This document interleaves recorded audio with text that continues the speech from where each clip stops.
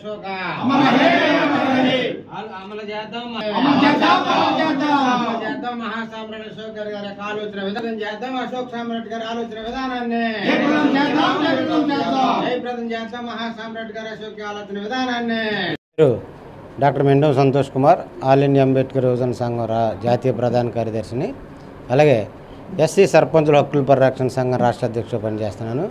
ఈరోజు మహాసామ్రాట్ అశోక్ గారి యొక్క 2329 జయంతి శుభాకాంక్షలు తెలియపరుస్తూ, మరి అశోకుడు చరిత్రలో మనం చూసుకున్నట్లయితే ఈ యొక్క రాజు యొక్క యుద్ధానికి కొన్ని వేల మంది లక్షల మంది చనిపోయే విధానాన్ని ఆయన గ్రహించి, మరి ఆనాడు క్రీస్తుపూర్వం 261 కళింగ యుద్ధాన్ని, ఆ యుద్ధంలో చనిపోయినటువంటి వ్యక్తులను చూసి చలించి ఇది కరెక్ట్ కాదని సమాజంలో మానవత్వాన్ని పెంచాలనే ఒక ఆలోచనతోటి ఆనాడు ఆ యుద్ధం తర్వాత బౌద్ధాన్ని తీసుకుని బుద్ధుడు బోధించినటువంటి యొక్క ఏదైతే పంచశీల అష్టాంగ మార్గాలు ఏవైతే ఉన్నాయో వాటిని ప్రజల్లోకి తీసుకెళ్లాలని ఒక ఆలోచనతోటి అశోకుడు తీసుకున్న నిర్ణయమే నేడు ఈ ప్రపంచంలో కొన్ని వేల బౌద్ధాలయాలు ఏర్పడినాయి అనడానికి అశోకుడు చేసిన కృషి అనే విషయాన్ని ఈ సందర్భంగా నేను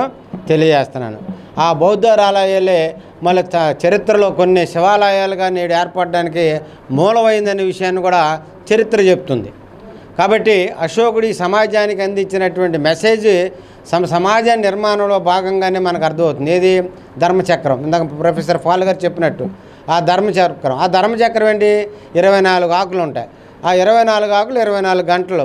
ఈ 24 గంటల్లో తప్పనిసరిగా సమాజంలో మంచి జరగాలి, నీతిగా జీవించాలి, సమాజ నిర్మాణం కోసం వ్యవస్థలో ప్రజలందరూ కూడా యోగక్షేమాలతో ఉండాలని చెప్పి మెసేజ్ ఇవ్వటం జరిగింది. ఆ యొక్క అశోకుడు చేసినటువంటి సేవనే మనం అందరూ కూడా ఈరోజు గుర్తుంచుకోవాల్సిన అవసరత ఎంతైనా ఉంది. మరి గతంలో ఆనాడు మౌర్య సామ్రాజ్య పాలకులు వాళ్ళ యొక్క విధానాన్ని మనం అందరం కూడా తెలుసుకోవాల్సినటువంటి బాధ్యత ప్రతి పౌరుని మీద ఉంది.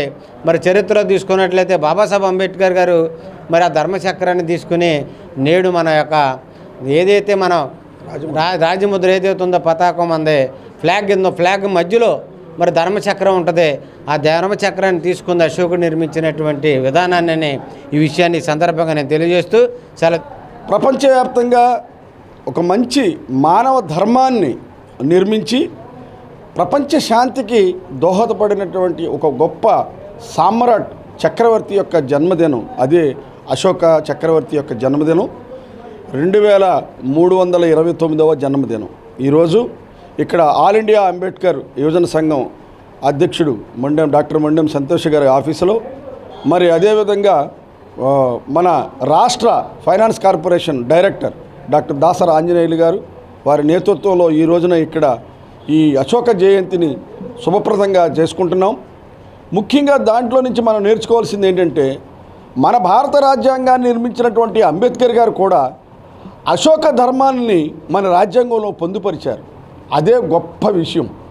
ఎందుకంటే సమతా ధర్మాన్ని, స్వేచ్ఛ, సమానత్వం, సౌభాతృత్వం ఈ మూడింటిని రంగరించి ఆ కాన్స్టిట్యూషన్లో పెట్టడం అనేటువంటిది మనకి ఎక్కడి నుంచి వచ్చిందనంటే అశోక ధర్మంలో నుంచే వచ్చింది. ఆనాడు అశోకుడు చేసినటువంటి త్యాగాల ఫలితం ఏంటంటే, ఆయన కళింగ యుద్ధం 261 బీసీలో కళింగ యుద్ధంలో ఆయన చేసిన తర్వాత అది చూసి, రక్తపాతాన్ని చూసి, అరే మానవ శ్రేయస్సుకి ఇది మంచిది కాదు, మానవ శాంతే కావాలి, అదే ముఖ్యం మనకి అనే ధర్మ మార్గాన్ని ఎంచుకుని అందరికి కూడా ధర్మ మార్గాన్ని ఇచ్చి బౌద్ధుడిగా మారి బౌద్ధ ధర్మాన్ని ప్రపంచవ్యాప్తంగా ఈ రోజున అనేక దేశాల్లో ఉందంటే అది కేవలం అశోక్ చక్రవర్తి గారు ఈ ప్రపంచానికి ఇచ్చినటువంటి ఒక నినాదం, బౌద్ధ ధర్మం అనేటువంటి దాన్ని.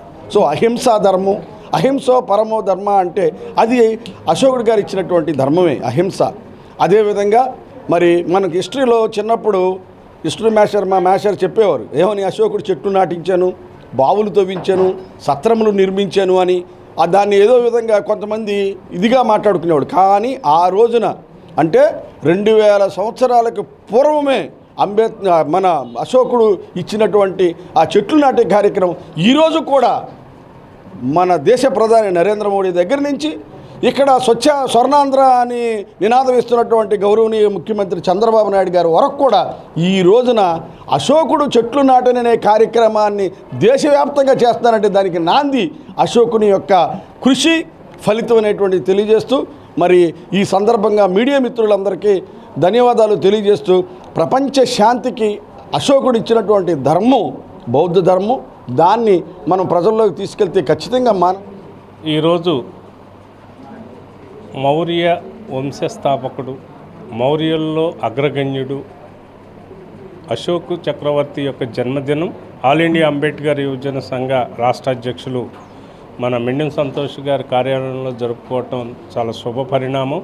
ఎందుకంటే చరిత్రను మర్చిపోతున్న ఈ రోజుల్లో చరిత్రని మళ్ళా తెరపైకి తీసుకొచ్చి మూల సిద్ధాంతాన్ని నిరూపించాలనే ఏకైక ఉద్దేశంతో తమ్ముడు ఇటువంటి పురాతన కార్యక్రమాలు మూలాలను బయటికి తీసుకురావటం అనేది మెండెం సంతోష్ గారి విషయంలో నేను చూశాను.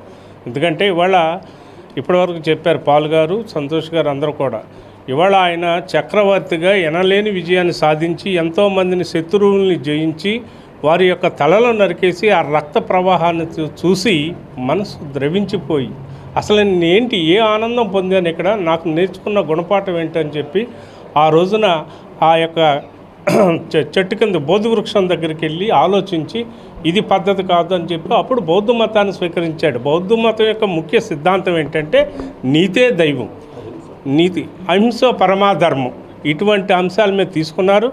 దాన్నే డాక్టర్ బిఆర్ అంబేద్కర్ ఆయన చరిత్రని ఇవన్నీ చూసుకుని ఆయన ఇచ్చినటువంటి మూలాల్ని మరి రాజ్యాంగంలో పొందుపరిచి మరి ఇవాళ రాజ్యాంగ నిర్మాణం ప్రశాంతంగా కొంతవరకు ఉంటుందంటే అదే కారణం అని చెప్పి తెలియజేసుకుంటూ ఈ చక్కటి అవకాశం ఇచ్చినటువంటి